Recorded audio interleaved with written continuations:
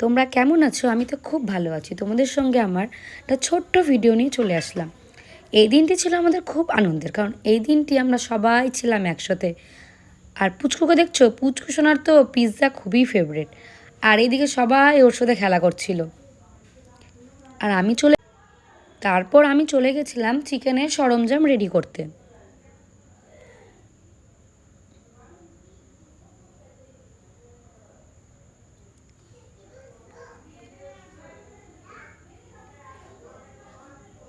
তারপর ফাইনালি লাল লাল চিকেন কিন্তু আমাদের কষা রেডি।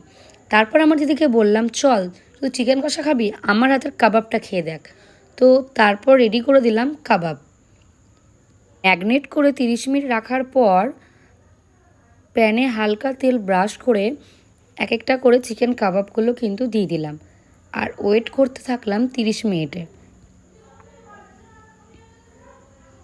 তারপর সবাই মিলে আমরা বসে পড়েছিলাম স্টোন পেপার সিজার খেলতে। তো সেই দিন আমরা খুবই মজা করেছিলাম। আর এই খেলার ফাঁকে ফাঁকে আমাদের কিন্তু চিকেন কাবাব পুরোপুরি রেডি। তারপর বসে পড়লাম চিকেন কাবাব খেতে। চিকেন কাবাব খাওয়ার পর আমাদের রাতে ডিনার করে আজকের দিনটা এখানেই শেষ।